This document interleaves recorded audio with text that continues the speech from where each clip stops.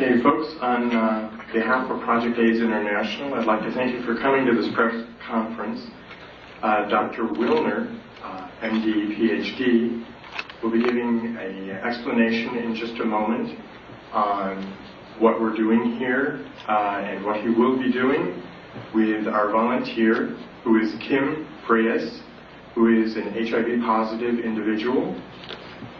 Today, Dr. Willner will be infecting himself. He will first explain what he will be doing, as well as why he will be doing. Directly after his inoculation, Dr. Willner will be explaining any questions that you have. There will be a question and answer period. And I would like to take this opportunity to welcome Dr. Willner.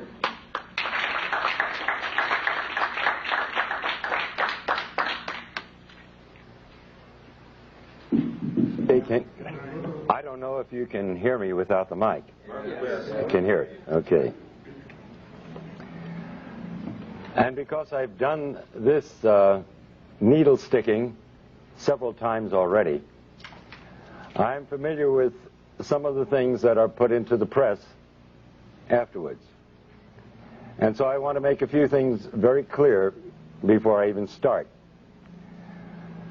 I have a certificate in sex education, and I taught for a couple of years at the University of Miami Medical School during Sex Education Week to the medical students. I want to make it perfectly clear that I support responsible sex. I call it responsible sex because it goes much further than the concept of safe sex. And I'm not so sure that I know what safe sex is.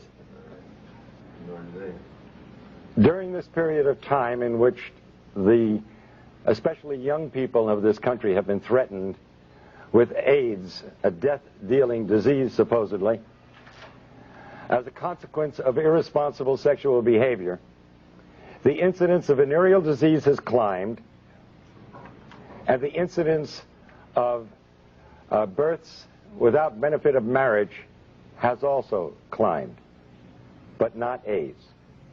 Really very interesting.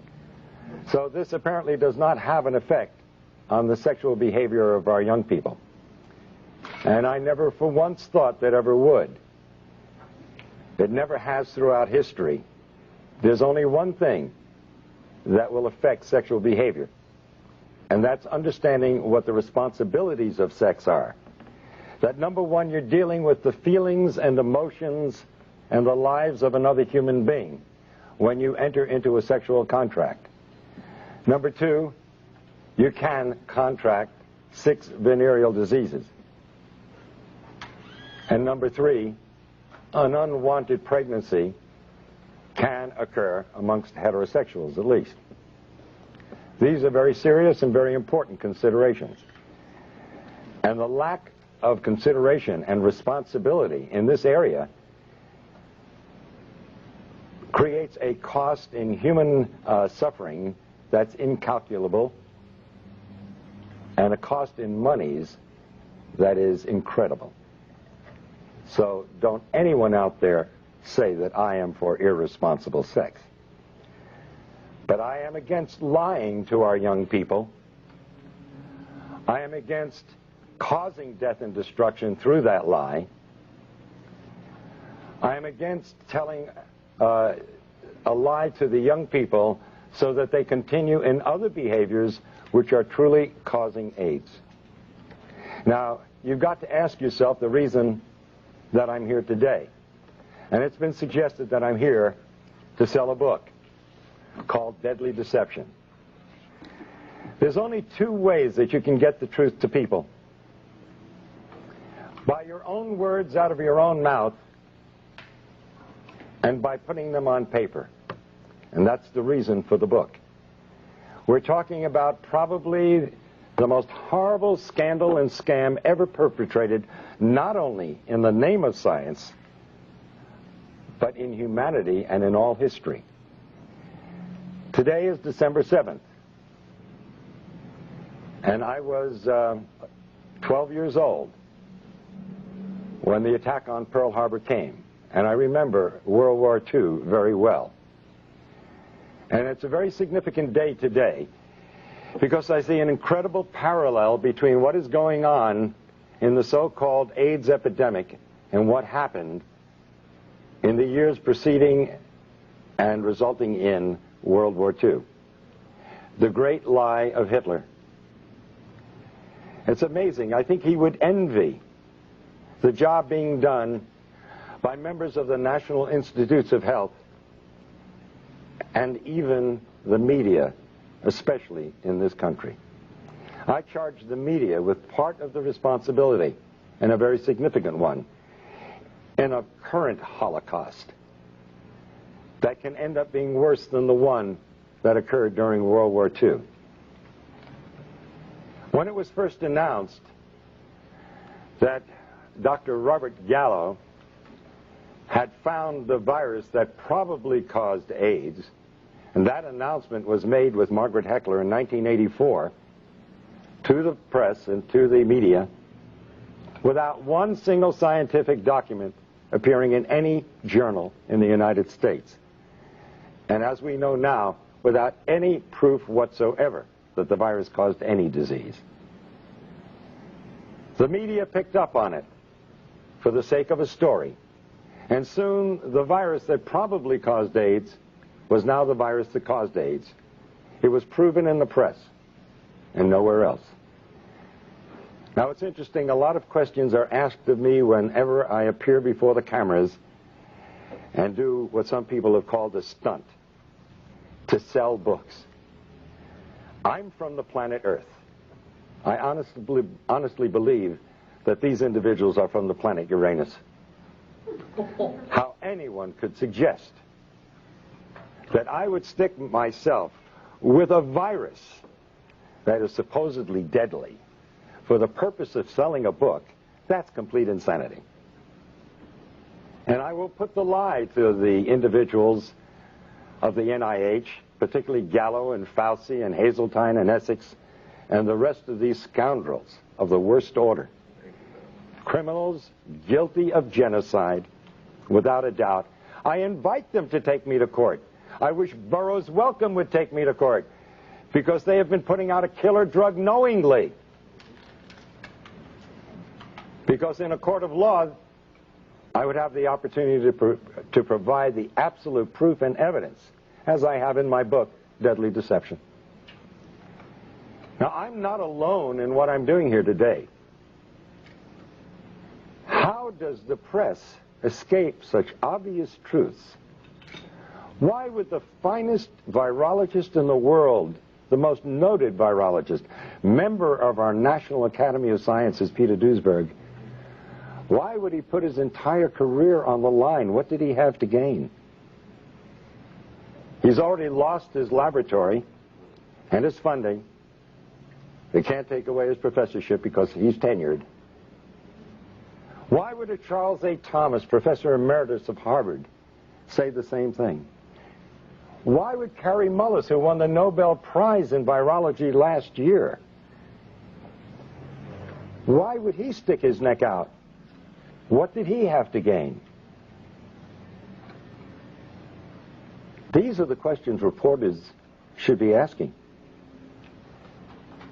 And in order to sell a book, I would inoculate myself with a virus that supposedly is deadly. Ever think that maybe we all know something that you just don't get? That if you take the virus out of the equation, you have a perfectly understandable disease with a perfectly understandable answer. And I might remind you, in case you are not aware of it, and if you haven't read my book, that we have known what causes acquired immune deficiency diseases for at least 70 years. It's in the medical textbooks. It's there for you to read. Number one cause on the face of this earth is malnutrition and starvation. That's African. Look to the headlines of the October 3rd issue of the London Times, Sunday Times last year. And the inside headlines that screamed across 2 pages, the plague that never was. Speak to Philip and Evelyn Kreinen, who head Partage with an organization of 250 people their own hospital, their own doctors, their own laboratories, who have lived in the heart of the epidemic, supposedly, or the supposed epidemic, for 5 years. There is no epidemic. It doesn't exist. They are there. They're not some character who goes through from the World Health Organization and says, oh, I've seen the people dying. Of course you have. We all saw them on television in Somalia. What do you think you were looking at? That was AIDS. Due to starvation. Due to malnutrition. It's no big secret what's causing AIDS. We've known it for 70 years. Number 2 is drugs. And don't just think of street drugs. Because the number 1 cause of AIDS today is actually 2 medical drugs. AZT, a drug that was discovered in the 60s as a chemotherapeutic drug for cancer and was shelved because it was too toxic to treat cancer. A drug worse than cancer is being used to treat people who are immunosuppressed. Now let's go back to the other causes of AIDS. So it's not only street drugs but medical drugs, but now 3 is radiation. What do they worry about at Chernobyl and Nagasaki and Hiroshima? But number 4 is chemotherapy. Number 4. The number 4 cause of death of acquired immune deficiency diseases. Chemotherapy. And the most toxic chemotherapeutic drug of all times, AZT, is what they're now using to treat AIDS. And the Concord study, completed last year. Now, can you imagine saying to the world, where was the press? Where are you people? Here they're giving a drug that costs thousands of dollars a year, and it doesn't do any good? That's if you want to believe that. But did anybody here bother to look at the insert, the paper that comes with the drug? It's a DNA terminator. It means it is a terminator, just like the movie. It terminates life. You terminate DNA, you terminate life. And they talk about side effects in the insert.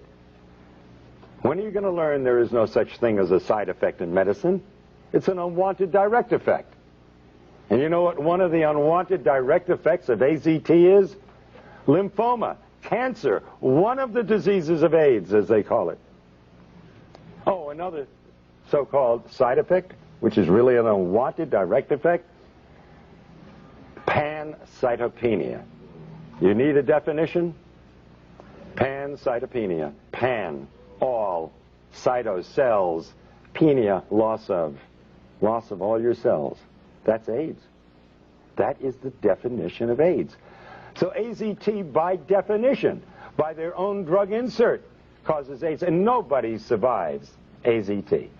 That will eventually lead to your death. And they've cut the dosage way down because it was killing them too fast. It's like giving somebody a large dose of strychnine and they die within 5 minutes. And so the next person, you give them a few drops of it and they last 4 or 5 days, and you say, strychnine's a wonderful drug. This person lasts 5 times longer. This is the kind of thing that they present to the world. Now, I have offered for over a year now, and I continue to offer it, $100,000 to anyone who'll give me one scientific document that proves that HIV causes any serious disease.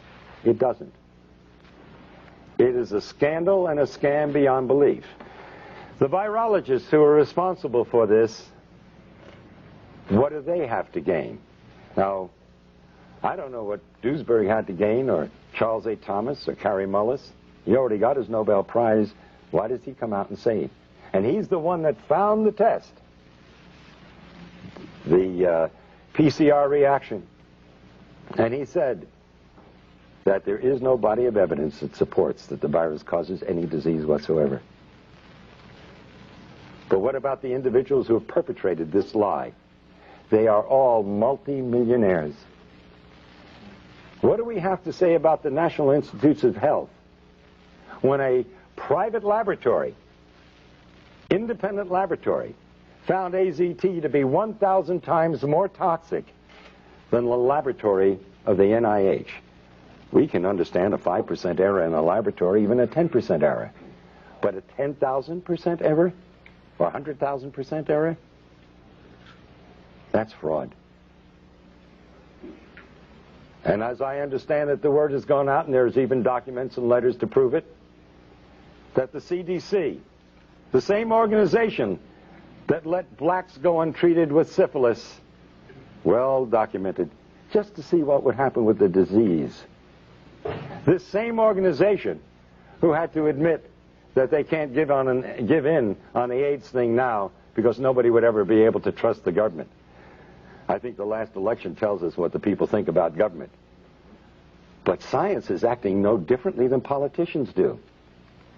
And now we have disease by politics. Isn't it strange that the same day or the day after Robert Gallo filed for a test for HIV after it was announced? This sounds like premeditation. You mean he just happened to have this test available? And so the same day or the following day, he files for a patent? He had a test. He was simply looking for some kind of a disease he wanted to apply it to. And that test. 30,000 Russians who tested positive for HIV were then tested with another test that's supposedly far more accurate to confirm the positivity. And 66 out of 30,000 proved to be positive. That means that the test HIV is 99.997% inaccurate. You want to take a test that's 0.003% right? And you're going to rely on that? But that's what they're doing to people out there. They're taking a test that is not only invalid, it's totally misleading. In fact, when you get results like that, then I would say you're going to be more correct that if you're read as being negative, consider yourself positive. And if you're positive, consider yourself negative. And by the way, at the request of many individuals, I did go for a test a couple of weeks ago in New York City at the biggest clinic there that does more testing than anybody else. And the doctor who ran it was bragging about the fact that he did more. When I told him about the book I wrote, he said, "Shh, don't say anything. My patients might hear." Okay. I tested negative. And of course, Fauci said that you need, when he was answering what I did in Cleveland a week ago, he said, well, he's going to have to stick himself 300 times to transmit the virus. Where are you people in the press? 300 times to transmit a virus? You cannot have an epidemic under those circumstances. If you can't transmit it by blood, you certainly can't transmit it sexually. Unless you're into real sadistic acts during sex. I don't know how much blood you want to draw. It's literally unbelievable what they're getting away with. How does the press let this go? Oh, an epidemic. United States government says 12,000 people died each year from 1985 to 1992.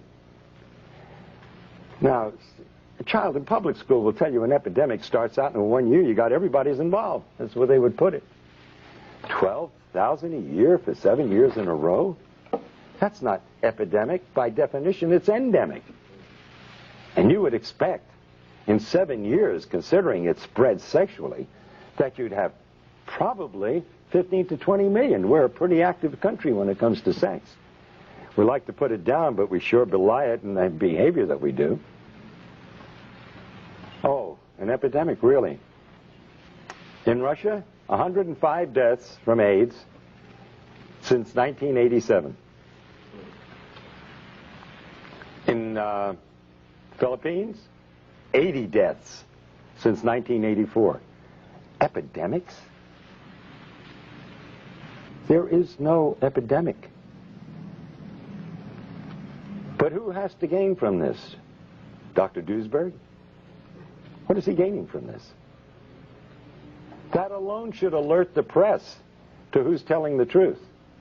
And if you hear an argument amongst politicians and one calls the other names and doesn't answer the specific charges scientifically, who's the liar? Fauci and Gallo, instead of answering the scientific conflicts and contradictions that Dr. Duesberg has so brilliantly pointed out, instead of answering them, they call him a homophobe. Can you imagine? I've been called a homophobe too. I wonder, I come here with a message of hope to not only the gays, but to the blacks and the Hispanics and all the other outcasts of society, which strangely enough are the only groups that have been connected with the so-called AIDS. Because you see, if you belong to one of those groups, you got AIDS. But if you don't belong to one of those groups, you get the respectable diagnosis of you have tuberculosis, you have lymphoma, you have leukemia, you have Kaposi sarcoma, pneumocystis pneumonia, 30-plus diseases. Where is the press? How do they buy a story that a virus knows what country it's in? 3 symptoms in Africa, but 30 diseases in the United States and Europe. How do they buy the story that a virus has prejudices? It prefers men over women 9-to-1 in the United States and Europe, but men and women equally in Africa. It knows whether you're gay or straight, married or single, black or white. It should be hired by the immigration department because it does one heck of a job. This is what they've been feeding to the public, and this is what you and the press have published. It's funny, every time that I've stuck myself with a needle, I get calls from major television shows by excited young people who want to tell the truth. And then I get a call 3 days later telling me that it's been nixed at a higher level. That's no surprise. After all, who am I fighting? 2 drug industries.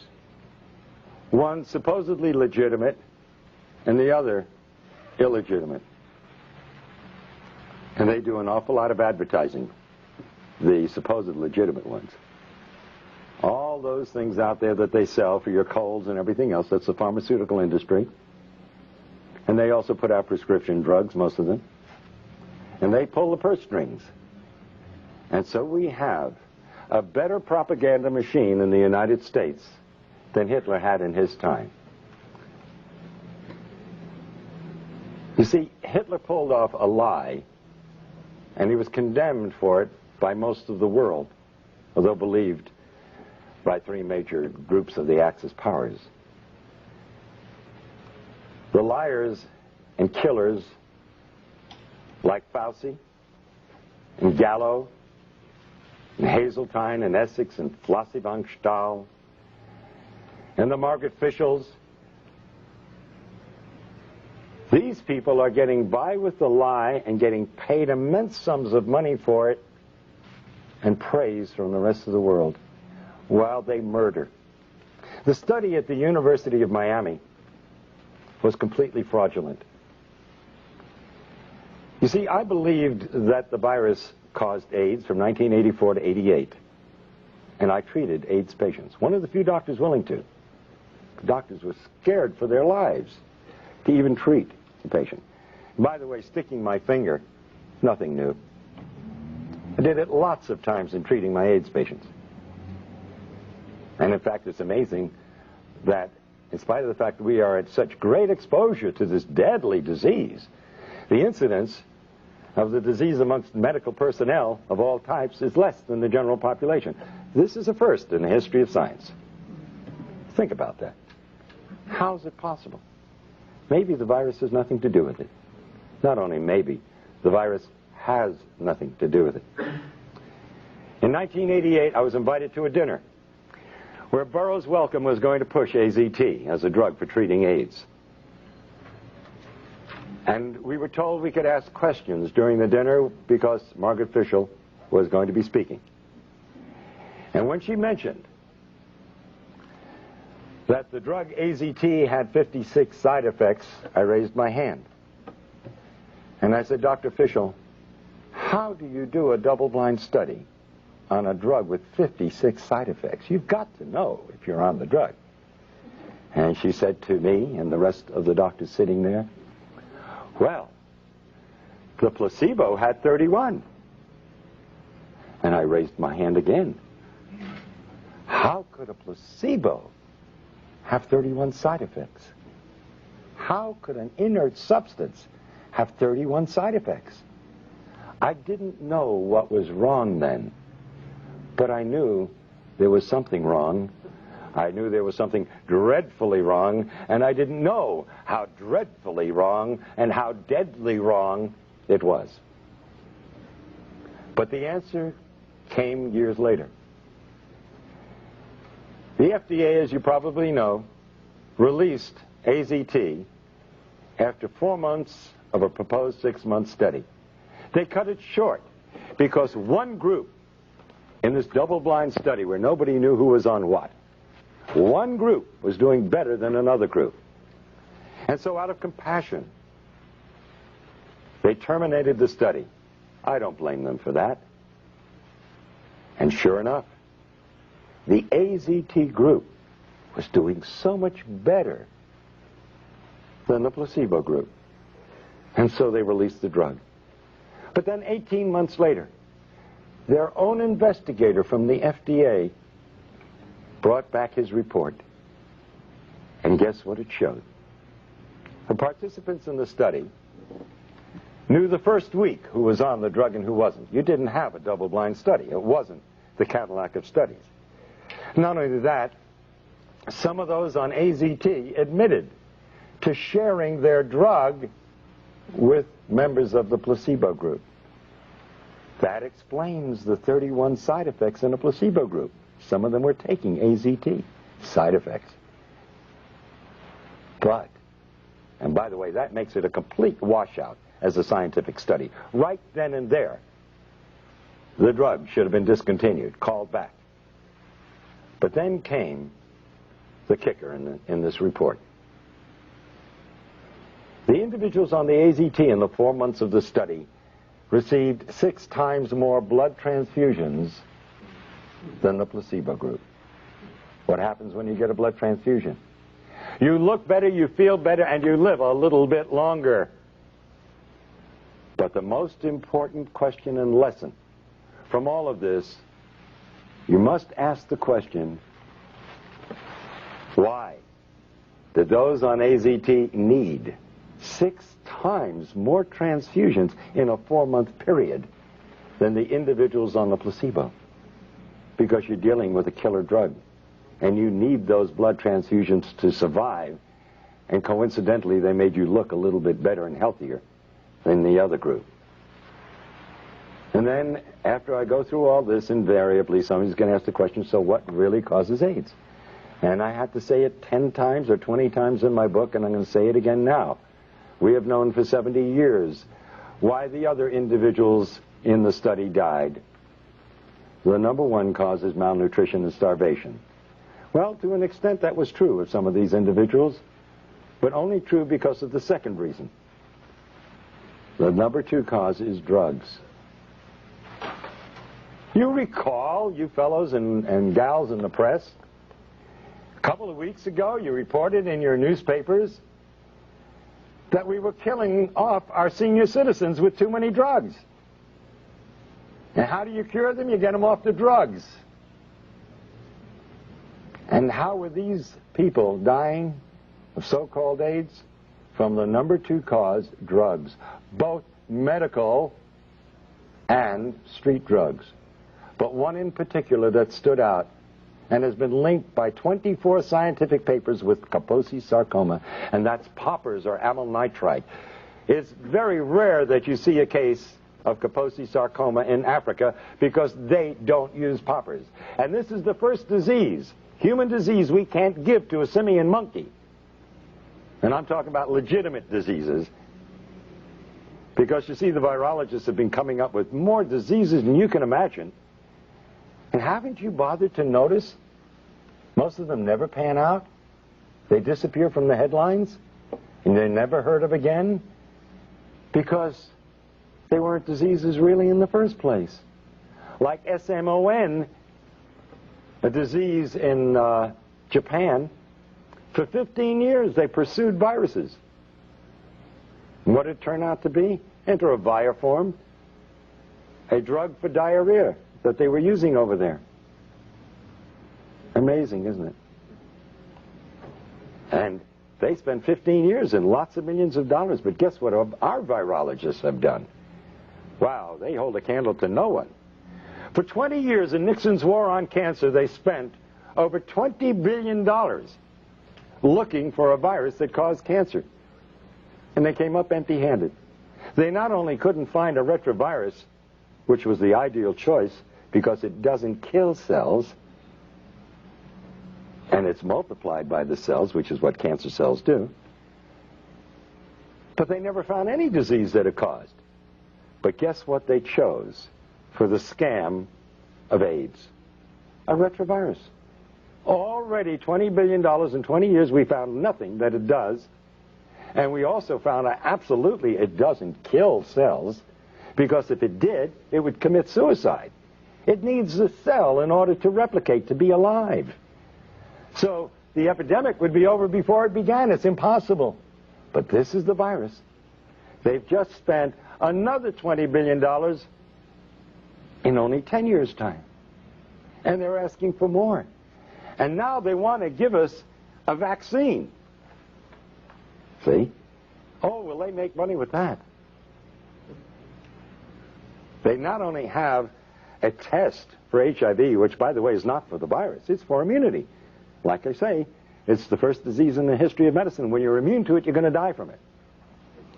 But now, they want to give us a vaccine. The test HIV tests for antibodies, not for the virus. Well, antibodies is what you get when you use a vaccine. You want to produce antibodies to fight the disease. I'm at a loss to understand.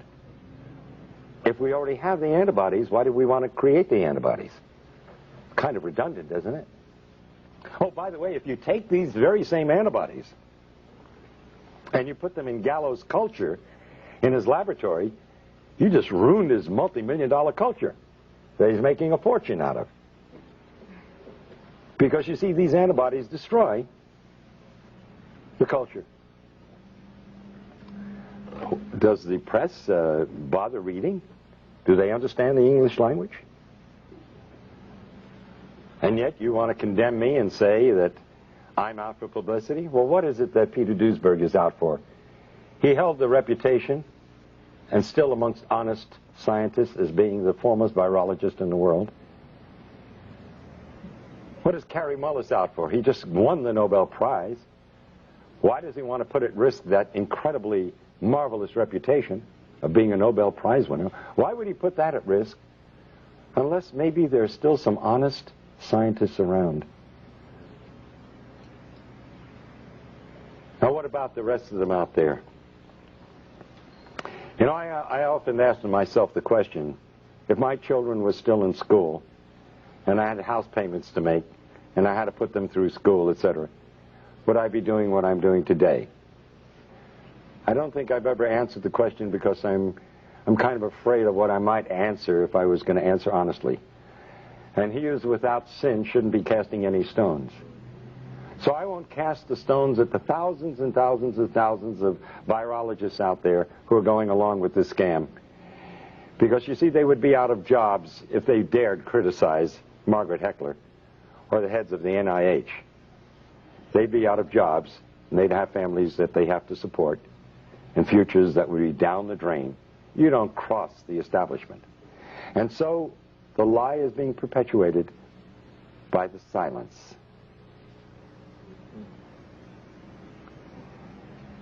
And even Gallo would say to the press in answer to the question, what does he have to say about Duisberg's challenges? And he says, well, if we're wrong, why do so many people believe us? I mean, I could just see Hitler and his stormtroopers saying to the press, if we're wrong, why does everybody do what we tell them to do? Because they're running the show, and you're looking at not just a simple lie of science. In the back of my book, I have the picture of Pedro Tocino of Spain, father of 2 young girls, a hemophiliac. Nothing wrong with the man. But because he received so-called tainted blood, they had him on AZT. I stuck myself to get that man off AZT. I said, if I stick myself with your blood, will it convince you there's nothing to worry about? And Pedro Tocino, now over a year later, is very healthy, having a wonderful life, enjoying his 2 young daughters. But all of his friends are dying or are dead. This is real. And I don't blame those scientists out there keeping their mouth shut because their jobs depend on it. And I understand that exists in the press too. But you've got organizations.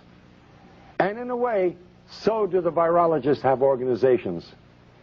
And if enough of the honest ones would stand up and take that chance, if you all stand together, you make a statement. And you can do that in your press associations, even though the people who own the newspapers and the television shows are afraid of losing their sponsors. You can at least keep your dignity. That's the choice you have to make. And that's the choice that I have had to make. I figured that if I didn't do what I knew was right, I'd end up cutting my throat shaving in the morning, because I wouldn't be able to live with myself. And that's the honest, simple truth. I am sticking my finger to bring attention to the current Holocaust, and it's a dreadful one. When you terminate the DNA of a human being, they waste away and die in an inhuman fashion. We all have the right to die with dignity. But if we told them the truth, a lot of them wouldn't die at all. They'd simply get off the poppers and off the drugs. And there's no dishonor in being gay and admitting that you've been on drugs. The decent human beings in this world will give you the support and help you, like we help drug addicts of all followings, so to speak. Those that would turn against you have turned against you anyway, because of what you feel and what you are. And there are even some religious groups who have turned against the gays and said it was God's vengeance. How can you believe in a loving God and believe that that God would cause such a terrible disease amongst humans? No, this is a man-caused disease. But we all make mistakes in life. And that shouldn't stop the compassion and the love and the understanding of decent human beings. And so I do the act of sticking my finger and create another blood brother in my life, as the ancient Indians have done. And I will get another one today. Because I'm not afraid of getting AIDS. I know as a scientist that there is nothing to fear. I know what causes AIDS. I am not going to lie to others nor myself about it. I don't like sticking myself with a needle because it hurts. And if you've ever seen my expression on pictures, you know that to be true. So, Kim Freitas. Kim, are you here? Yeah. We're going to become blood brothers. Yeah. And please, to the press and to everyone else, I don't intend to stick myself 300 times, because it wouldn't prove anything anyway. Oh, and might I say that a Dr. Gottlieb, who achieved fame for being the doctor that noted the first 4 or 5 cases of AIDS, who said to me on a radio broadcast the other night, he would believe me if I took a liter of blood. That's a transfusion of blood. And I said, you know, you must be mad. What is that going to prove? If you need a liter of blood to get AIDS, then nobody's going to get AIDS. Right. In any case. Well, I got to do myself first, and then I have to do you. Here, but let me do your finger, okay? I mean, I got to do you first, right? All right. Excuse me. Then I'm going to do me. Excuse me, I have that backwards. All right. Wait a minute. Got to find. This is a heck of a time to lose my needle. There we go. Okay. Ladies and gentlemen, this is a typical butterfly needle set. If somebody has a scissor, it'll help. There, I got it. Okay. It's sterile. And usually we use it to take blood by sticking this in, and then we can inject things also. So, let's do that. We got this. Yeah. Okay. Now I'm going to... let me put my glasses on, okay? Good. I think you'd rather I do that. I got to tell you a cute little story. Shortly after my son was born many years ago, he's now 40, he got some kind of an infection or whatnot, and I spoke to the pediatrician at the hospital. I was an intern at the time, and he said, go home and give him a shot of penicillin. So I took the syringe and everything home, and my wife held Bruce over her shoulder, and I grabbed his little bottom cheek, and I go like this, and I stuck it right into my thumb, so. Careful. You can tell I don't like doing this, never have. Okay. We want to get a lot of blood. There we go. Okay? There we go. Now, I'm wiping this needle thoroughly in this blood. And I say to my friends Fauci and Gottlieb and Galpin and Gallo and all the rest of those criminals, all right, that this is for the sake of humanity and no other reason. Oh. Right. And believe me, it hurts.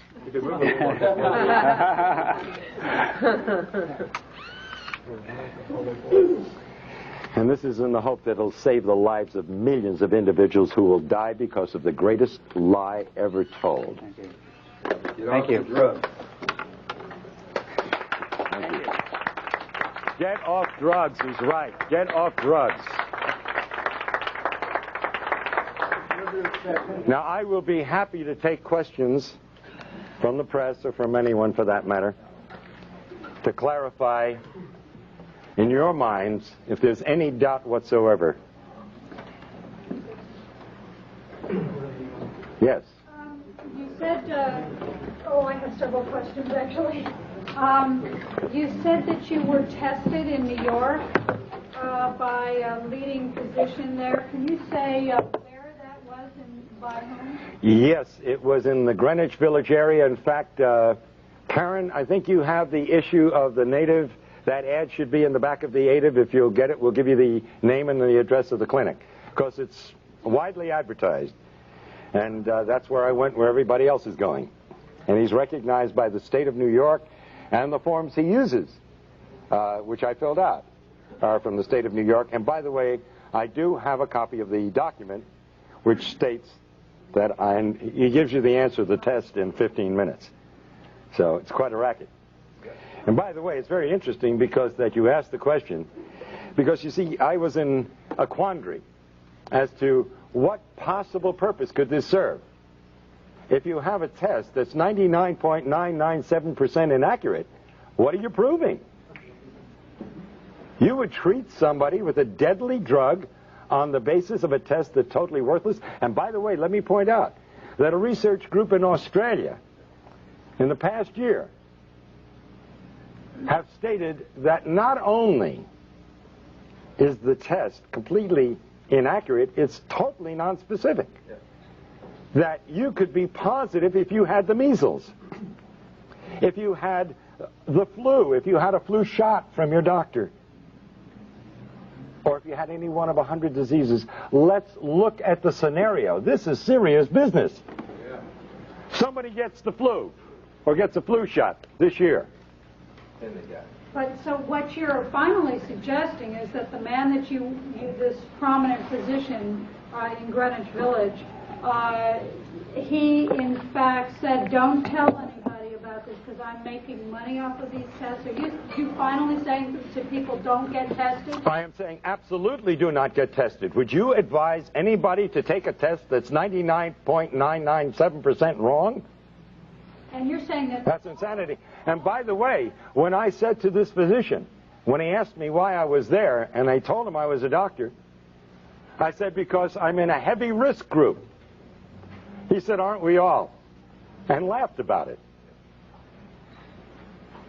Because everybody knows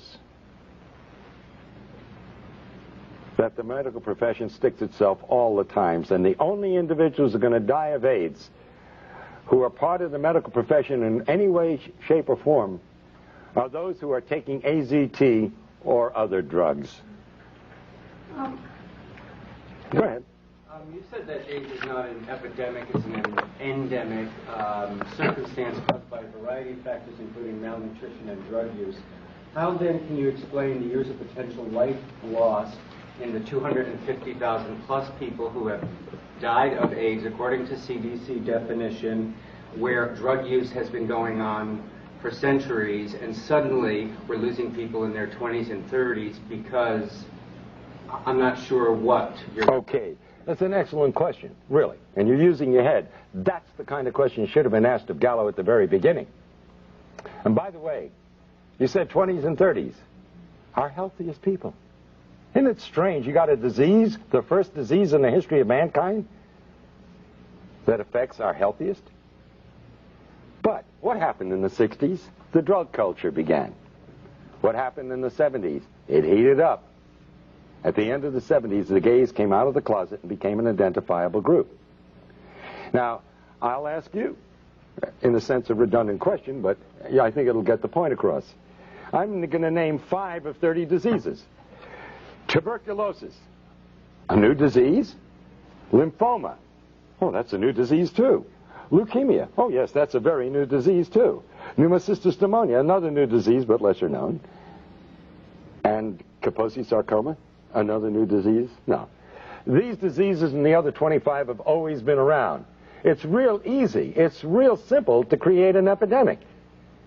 You simply take a bunch of diseases and put them under one heading and then claim that one virus is responsible for it. Well, that's nonsense. First of all, let me offer the proof. The reason it appeared, which I think is the essence of your question, as though it were some new epidemic coming on, is because it appeared in a select population, the gay population. But it only is appearing in gays who are on drugs. Only. And especially, and substance abuse, right. And remember, by the way, too, that alcohol is a drug. And remember, these individuals, many of them, extremely promiscuous, would get one venereal disease after another, and they'd be taking antibiotics for these diseases all year long. And it's a matter of medical fact that antibiotics are immune suppressive. Now, let me offer one very important bit of investigative reporting for you. It was reported in the newspapers a couple of years ago that this HIV was found in blood that had been preserved in laboratories in the 1940s. They went back and looked at some of these samples. They found HIV, which, by the way, has been around certainly for thousands of years. But let's just use that one example. If we had HIV in the population in the 1940s, and we had homosexuals in the 1940s, and by the way, according to Kinsey, 10 to 15% of the heterosexual population preferred anal intercourse, where in the world was your epidemic? It wasn't suitable for a scoundrel like Robert Gallo in the 1940s. He wasn't old enough, or maybe he was born just about that time, for somebody to come along and to pull off a scam of this magnitude. And now they're caught up in a maelstrom. Now if the truth gets out, yes, it will deal a blow to the credibility of the NIH and the CDC and the FDA and the AMA, and my God, it is sorely needed. That blow is necessary to clean up the act. But then wouldn't habitual lifetime drug users all eventually come down with a syndrome that could be attributable to AIDS? Absolutely. In fact, these people, that is true. No, on the contrary. Remember, it's dose related. So it depends upon how many drugs you're using and how much of them over how long a period of time. Now, if you overdose, you never get to that point. Yes. Couldn't the combination of lifestyle practices, of microbial, the best place for microbes are dark, wet places. Aren't bathhouses an excellent place to increase the exponential representation of microbes from around the world? If men who have had sex with 1,000 other men through the year have contact with those same men who are themselves are very similar, do you think that that adds an incredible amount of immune suppression that is not suffered by the rest of the population who does drugs or those other things? Do you think that that adds? Well, I don't know. You see, the Romans and the Greeks had bathhouses, and there's no evidence that pardon me? Not with ecstasy, MDA, poppers, and all the things that are going on. I agree that MDA and all the rest of these drugs are causing immune suppression. Now, I don't believe that sex itself causes immune suppression, but I do believe that recurring venereal disease will cause immune suppression. But the simple fact is that the virus has nothing to do with it. And that's the important thing. That I am certainly for people having a healthy lifestyle. Absolutely. But let's not get into the idea that this is, again, a contagious disease. You cannot give AIDS to anyone, and you cannot get AIDS from anyone. Yes, Michael Elner. Would you consider the intense, chronic psychological terrorism surrounding HIV and AIDS to be a major cause of what's called immune deficiency? 22 years ago, I urinated pure blood without pain. I knew immediately what the diagnosis was. It was bladder cancer. I cannot fully describe what I felt at that moment. It is unbelievable. It's like taking a crash dive into the depths of anonymity, total isolation, fear, and panic. And all the faith in God, or whatever faith you may have, cannot handle that at that moment. When you start to get your wits together, and if you use your intelligence and then your faith, yes, spirit and mind are wonderful things. What you're saying is true. It's a sentence of death for most people. And immediately, their body metabolism goes into negative phases. Everything becomes destructive. This is modern medical voodoo. If a doctor tells you you are going to die, I'm willing to bet you're going to die. I'll be the first one to put money on the line and say, the chances are you're going to beat the statistics. You will die because you've been told so. This is American voodoo. I'll get back to you, but let me take someone else. Yes, Dr. Willner, I really appreciate what you're doing. I've been out here trying to inform people about this disinformation for a number of years now. Robert Gallo, who is a proven medical fraud and a multimillionaire marketing a test, the AMA itself, in its own medical journals in the 80s, have said that these tests are bad science. The microbiologists have said in their own medical texts that this is bad science. These tests do not work. The hematologists have said that this is false. These tests. They say that they have used ozone to inactivate HIV, which HIV, if it's a virus, it's a template or a pattern. So what can it do? I mean, these are just basic medical facts. How is it that this has gotten by the entire population? And the media is pushing this lie. Arthur Ashe, for example, was on 30 pills a day for 3 months before he succumbed, including AZT. How is that not iatrogenics? And how is it that the medical profession can murder 1 million people a year, according to their own study, the Yale New Haven study that came out this year?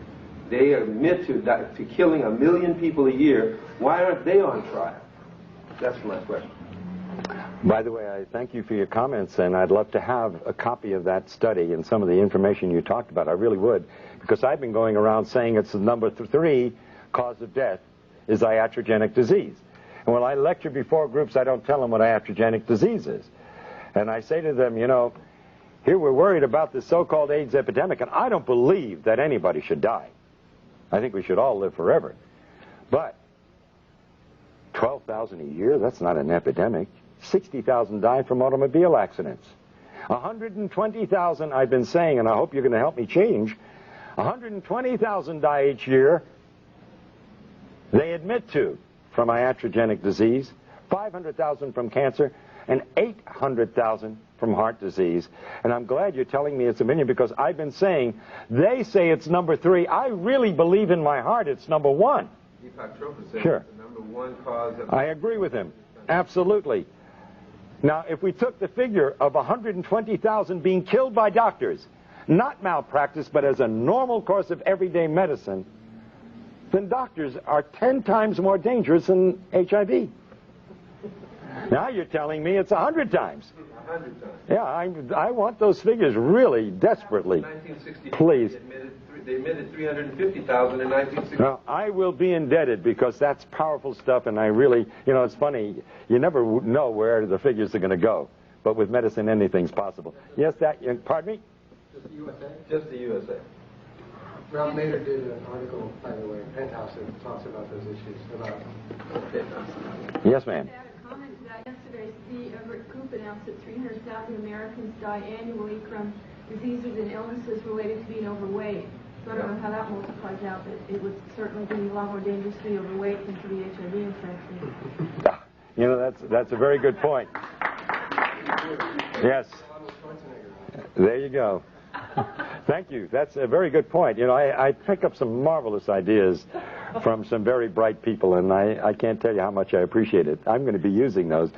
Do I have your permission? Okay. Could you give some insight on how this mechanism works with pediatric AIDS? Oh, okay. That is another good question.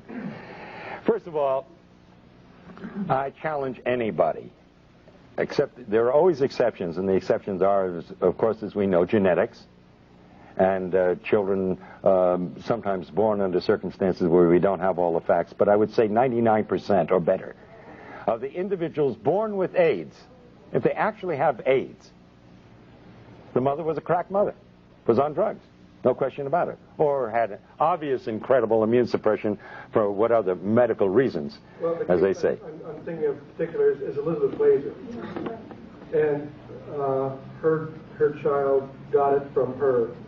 She had a blood transfusion before the birth of her first child. It was with tainted blood at Cedars-Sinai. She then passed it on to her child. She passed on HIV. The story, yeah. Okay, let's call things HIV, not AIDS. Right. Now what happened? The child, after about 3 years, got very sick. They didn't know what the problem was. The doctor said nobody knows what it is. They finally did an HIV test on the child, found out that she had it, and then she died. Ariel died. But there's a gap there. They found out she's HIV positive, and then she died. How much time and what was done in that period of time? I can't answer that question. I mean, listen, I was in the practice of general medicine for a lot of years. I had one of the largest practices in the state of Florida. And I can tell you, I treated a lot of kids over a period of time that got very ill in their first 3 years of life. You mean they had AIDS? The test that they had. Now, they did a test. I will guarantee you, I don't know what she died of, and I can't answer. But I will tell you, these kids who are diagnosed as HIV, if they're given AZT, they will die of AIDS. Absolutely. Most of them will not die, just like most of the kids I treated did not die. But I had an occasional child that ended up with a meningitis and died. By the way, our current Miss America, who's deaf and dumb, got DPT. That's what made her deaf and dumb. What is SIDS? Yes, sudden infant death syndrome. Yes, now we'll go back to you. Go ahead. How do you explain then the T cell decline in those who have not taken AZT and are not psychologically at effect? You know, don't believe it to be a Wonderful question. Really great. Now let me tell you a little bit about medicine. See, I was always confused by this T cell thing, because T cells are nothing more than lymphocytes and leukocytes. They're our body's way of fighting infection. Now, when somebody came into my office with a bellyache, I would do a white count, which includes the T cells. Now, if the white count was like 5, 6, 7,000, didn't think anything of it. There's a bellyache, some bad food, maybe a viral infection, you know, the great dumping ground viruses. They even had me thinking that way. But if it was 20,000, I alerted a surgeon. You see, the body creates the T cells when it needs it. If you don't need it, you don't got it. Why would you walk around with a lot of T cells when you've got nothing to fight? And I can tell you one thing we have always known. There is no correlation between severity of disease in AIDS, so to speak, and the T cell count. It doesn't match up, and I'll tell you why. You look a little bit confused when I said the fact that you will not have a high white count unless you have a severe infection.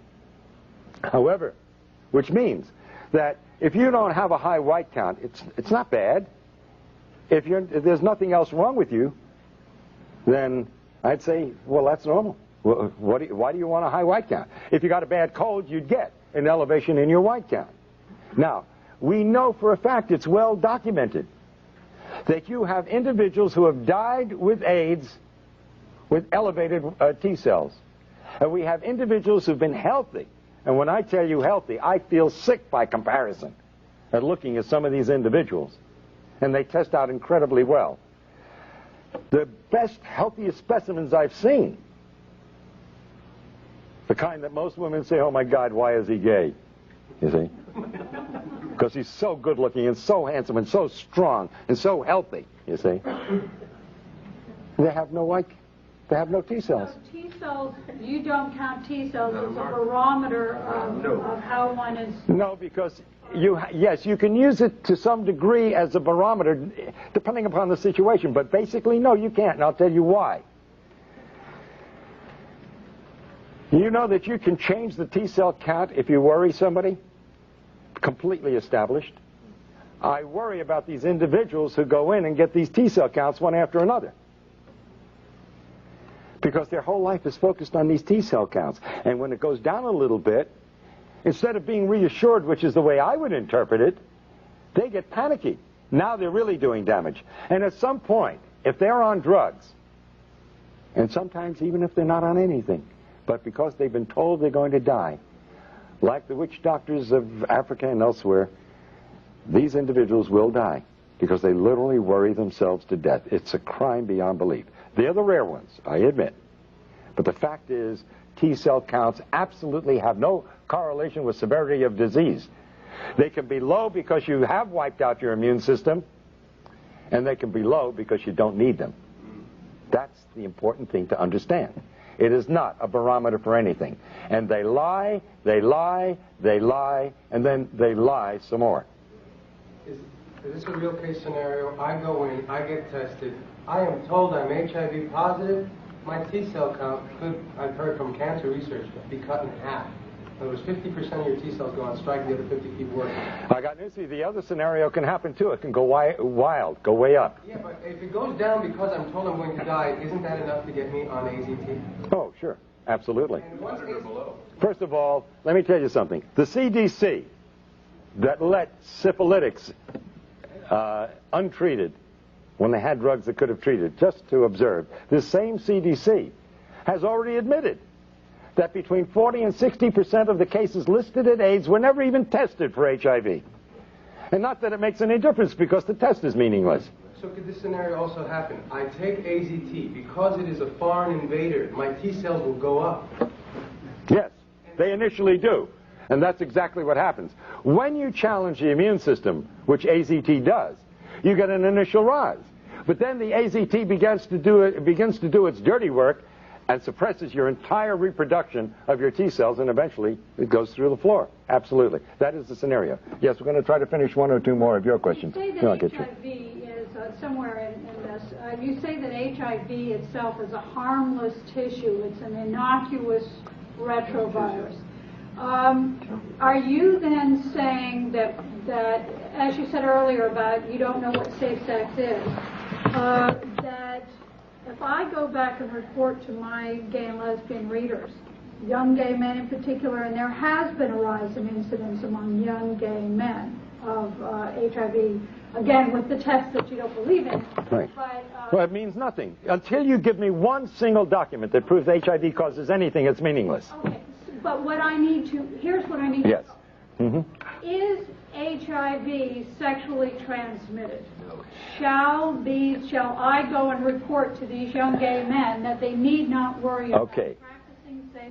HIV, this harmless virus, can be sexually transmitted with incredible difficulty to the point where it becomes meaningless.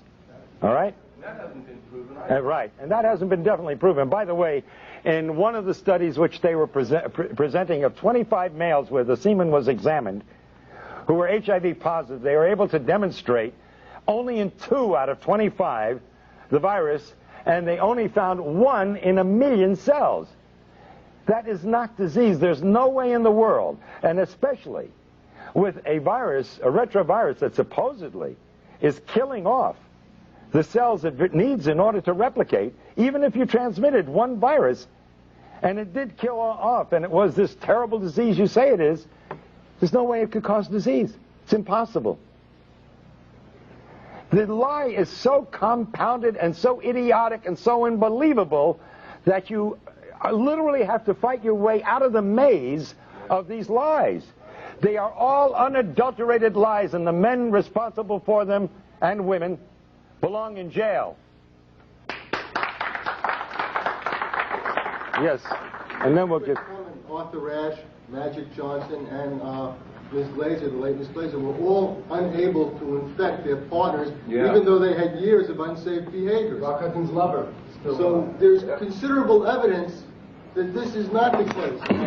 You know, they say you have to inject yourself 300 times your IV drug use and you're given 3 needles to protect them. No one said that the drugs might cause AIDS. And in our experience in New York, it's certainly the largest population of AIDS cases, there is a clear-cut thing that anyone looking at it will find. The people using drugs develop the diseases called AIDS, and the people who aren't recover their health. It's that simple. Yes, and by the way, for that population that you're writing for, let me simply point out, again using the government's figures, they say it takes an average of 1,000 acts of intercourse over 10 years in the United States and 10,000 acts of intercourse over 10 years in Africa to transmit the AIDS virus. That's twice a week in the United States for 10 years on an average to transmit the virus. In Africa, that's 20 times a week on an average. And if you know what the bell curve is, there's got to be some individual out in Africa that's doing it 200 times a week. I want to meet that individual. And now let me give you a set of figures which you must produce for your readers, please. The World Health Organization says that the annual conversion rate in the United States for HIV is 1 to 1.5% a year. Now, according to the figures given us by the CDC, there are constantly, for 10 years now, 1 million HIV positives in the United States. Now, that defies all definitions of an epidemic. How does it stay steady at 1 million if this is an epidemic that's going to kill everybody? And by the way, their predictions from 10 years ago were 91% wrong as far as deaths were concerned. Think of that. Now, hold on.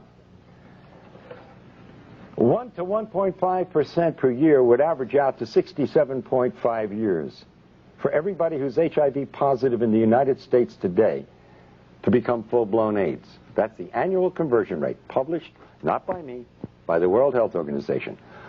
But in Haiti, it's 1/10 that. So if you're HIV positive, I would advise all your readers to go to Haiti. They got a 10 times better chance of survival if they go to Haiti. Because there it will take 1,000 years for everybody, this is World Health Organization figures, for everybody who's HIV positive today to become full-blown AIDS. But hold your hats, hold the presses, young lady. Tell your readers this, and I quote the World Health Organization. Maybe I should put my hand like this while I say it. But they say that in Zaire, you have 100 to 150 times better chance of survival if you're in Zaire than if you live in the United States. In other words, there, it will take 25,000 years for everybody who's HIV positive today to become full-blown AIDS. Now, I think you ought to urge your readers, all those with compassion and with heart, to take the first plane to Zaire and to stop anyone on the street and ask them, are you HIV positive? And if they answer in the affirmative, I think you owe it to them as a conscientious human being to say, sir or madam, are you aware that in the next 25,000 years you're liable to die of AIDS? Those are government figures, they're not mine. The ridiculousness of it demands that you print those figures, that they give them to your readers. Isn't it interesting that Africa and Haiti have similar situations in North America and Europe? Although Africa is closer to Europe, you would think that infectious spread would spread closer to the center of the origin. The answer is very simple. Malnutrition and starvation can lead to death, and at a very variable rate depending upon the malnutrition. But AIDS due to drugs is a much shorter period of time. And iodocanol, it's a drug from Ciba-Geigy, or no, LaRouche, I think. They've been injecting people in Zaire and Angola and in Haiti with this iodocanol since the 1970s. And this is a hepatic drug. This kills the liver. And the liver is your biggest filter of your blood in the body. And if you destroy the liver, it has more than 500 functions in the body, then you're dead. By the way, let me throw out, I think, an overall principle to take a look at very seriously from the point of view of disease and death. And this applies to AIDS as it would apply to any disease problem in humanity, and with this I'm going to end. The bubonic plague killed half the population of Europe. The question you must ask and must answer, if you're going to be a rational thinking human being, is why didn't it kill the other half? In the United States, in 1919, 18 million people died of the flu. My question is, why didn't the other 92 million die? The answer to that, and every reporter owes it to their readers, is very simple. The bugs do not cause the disease unless there's a suitable terrain. And so the answer to all disease is not to take a shotgun and blow a human being apart, but to simply prevent the disease to begin with by living at peace and in harmony, not only with your fellow human beings, but with every organism on this planet. And thank you.